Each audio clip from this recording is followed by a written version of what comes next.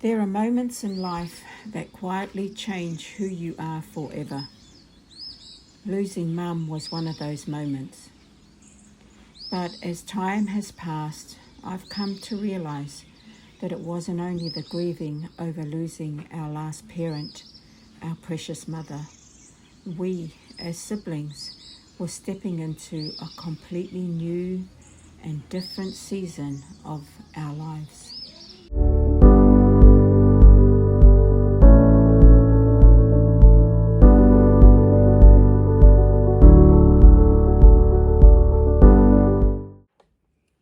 Aloha everyone, welcome back to Samoa 360. Thank you for joining me for another episode.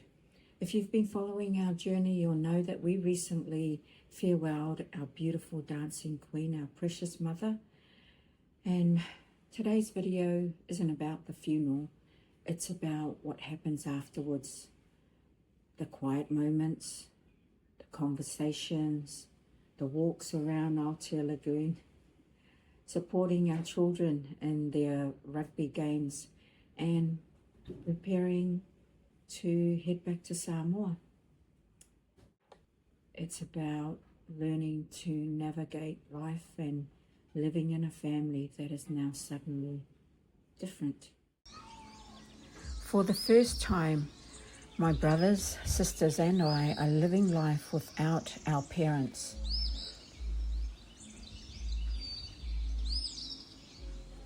That reality still feels strange to say out loud. For most of our lives, Mum and Dad were the ones we turned to. They were our advisors, our encouragers, our teachers, our safety net.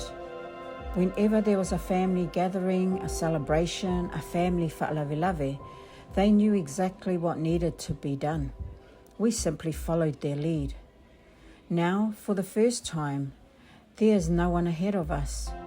We are the ones making the decisions. We are the ones carrying the responsibility. And that's both a privilege and a little overwhelming.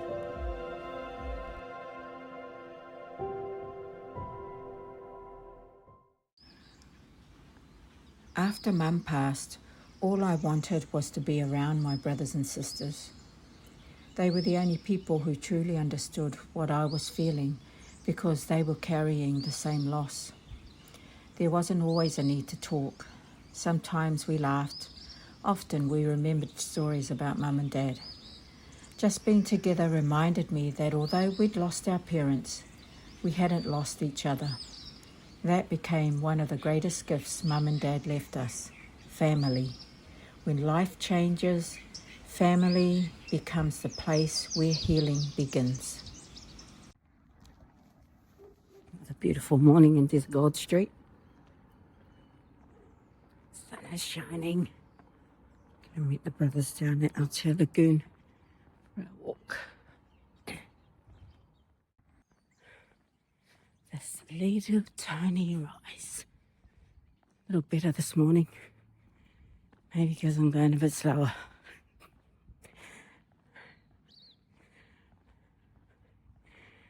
So from the house to the end of the street, well, actually to the kindergarten.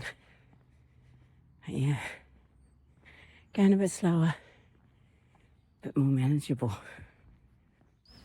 One thing that brought me peace was my walks to Aotea Lagoon.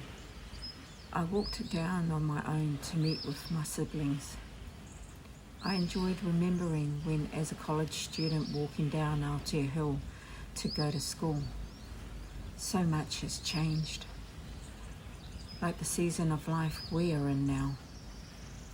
Those walks became my quiet place. They gave me space to reflect, to pray, to remember, to breathe. Grief doesn't disappear overnight. It changes shape.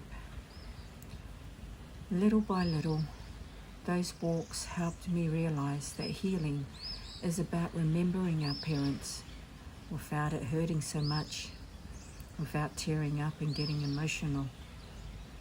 Healing is thanking God every day for blessing us with our parents, and to honour them by ensuring that the love, the lessons and the values they instilled in us are passed on to our children, our grandchildren and our future generations.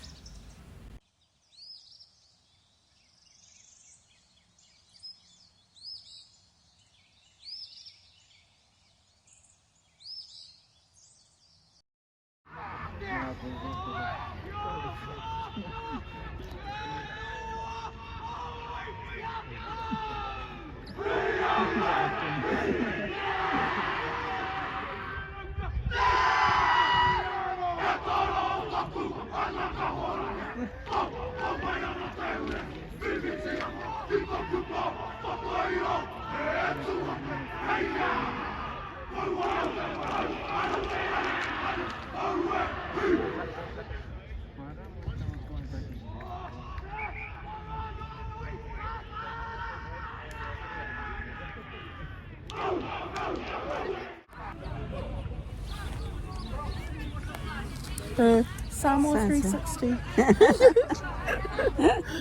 Watching rugby. Watching our first rugby game.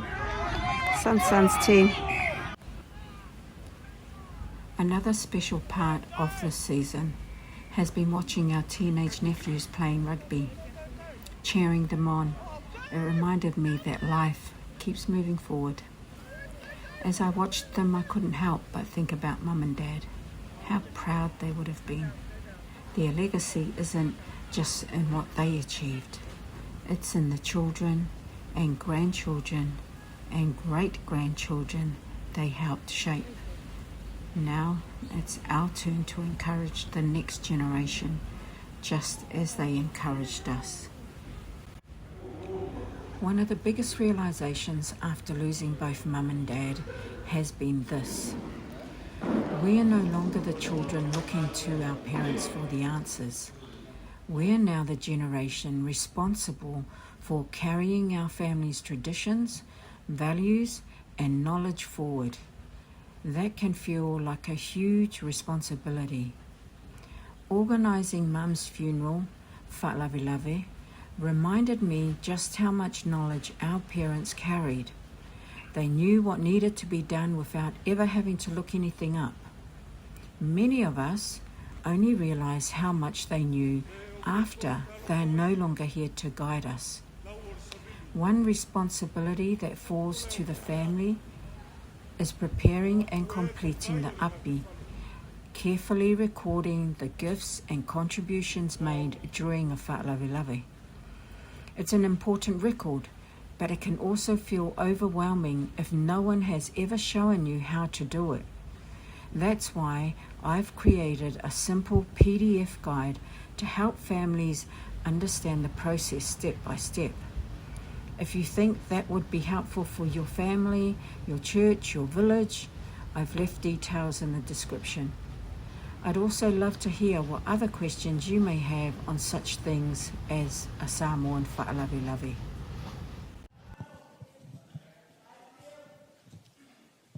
Whaika le rua mawhukanga ia mako mema wanu. Au leo wa saungi wholau a wale whalanga mai a le kalesia.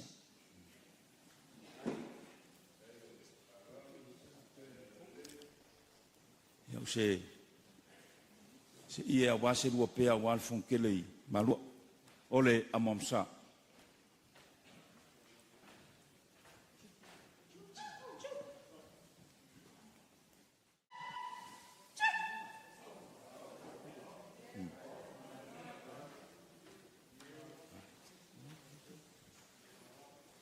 O le mea lofa ngā si mākou kinga, pa i o ainga ngalua. O lau ko whālea.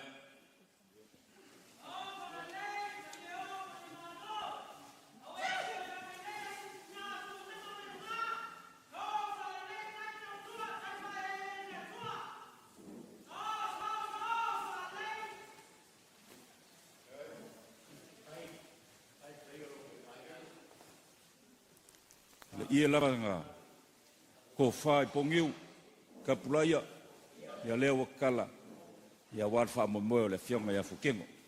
Ia o le whaoso lea.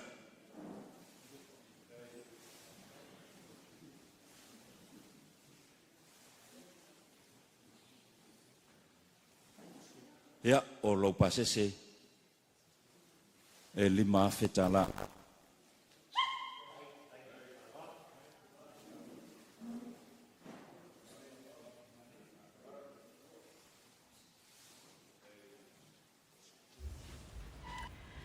Although we can no longer ask Mum and Dad what to do, we often find ourselves asking another question instead. What would Mum and Dad have done?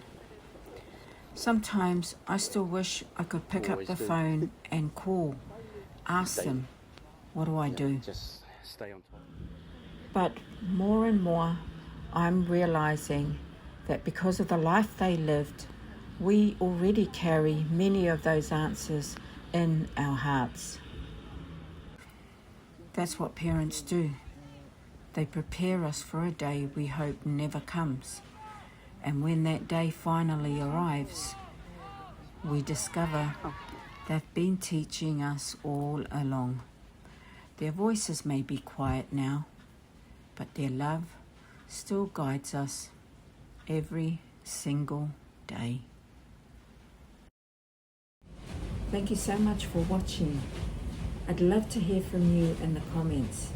What's one lesson your parents have taught you that still shapes the way you live today?